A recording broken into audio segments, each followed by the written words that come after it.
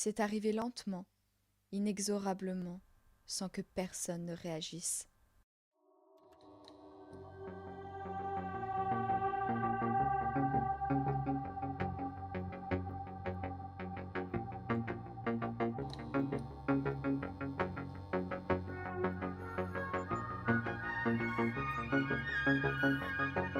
Tous ont disparu maintenant, tous se sont fait avoir, sauf moi, je crois.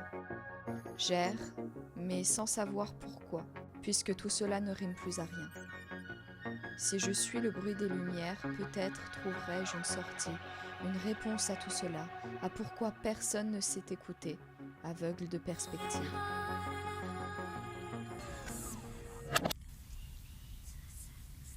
Certains ont essayé de prévenir, de s'enfuir, mais il est impossible de se faire entendre quand tout le monde ferme les yeux.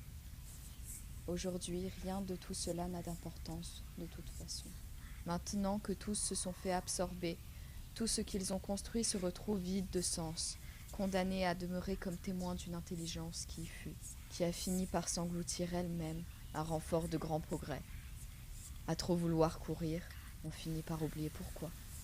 Une bande d'insectes attirés par la lumière qui cause leur perte. Rien ne sert de courir dans les sables mouvants.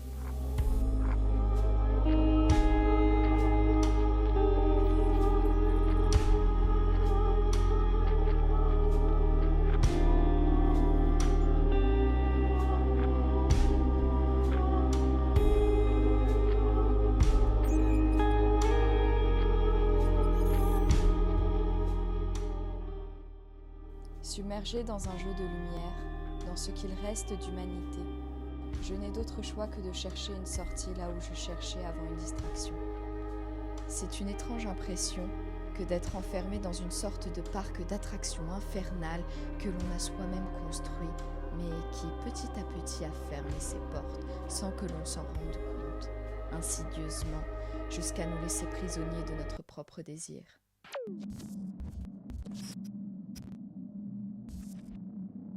Parfois, cette envie de se laisser couler, de ne plus chercher à réfléchir, laisser la lumière m'envahir.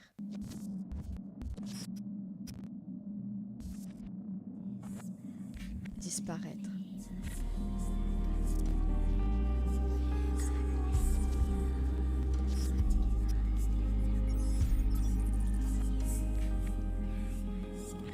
Le silence est si bruyant maintenant que plus personne ne parle.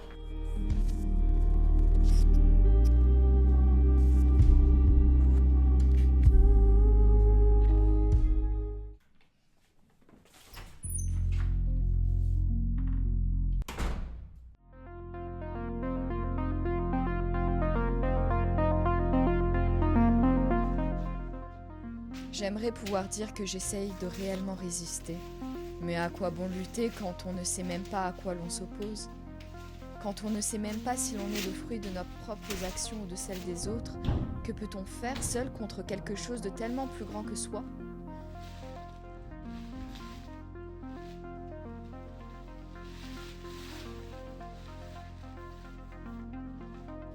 Courber l'échine, puisque c'est ce que tout le monde fait.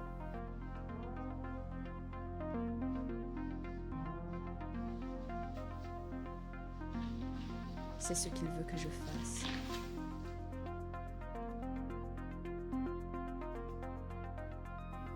C'est tellement plus simple de fermer les yeux.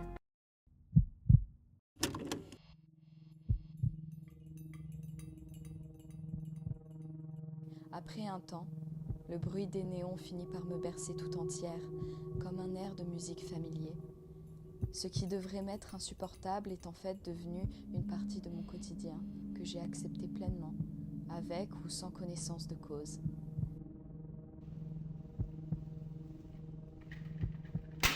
Ces objets vides de toute utilité, de toute humanité me font office de repère. C'est vrai, je ne sais pas ce que je ferais sans eux, si eux aussi venaient à disparaître.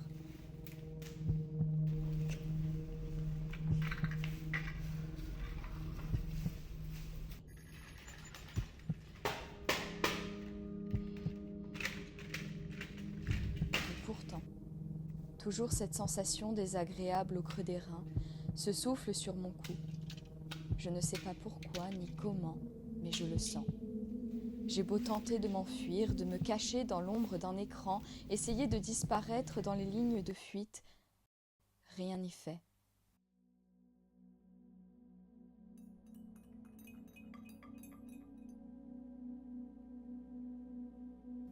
Je demeure à découvert.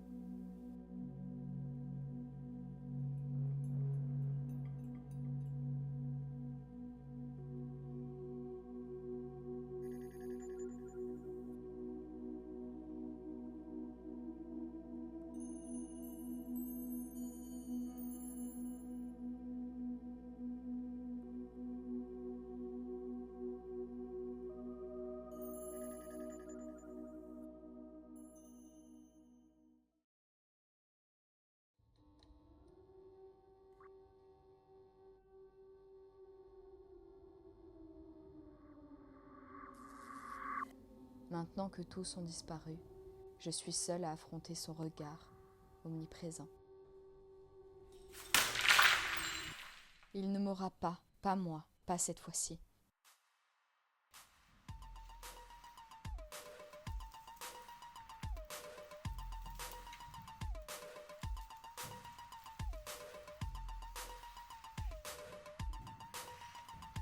Le son des néons se répète à l'infini, toujours de plus en plus fort comme un chant de sirène étouffé.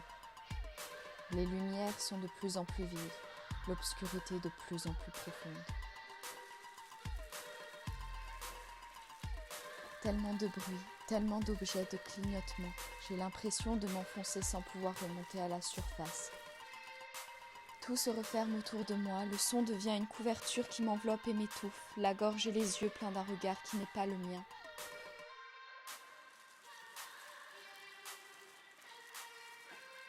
La tête sous l'eau, je peux voir danser les lumières.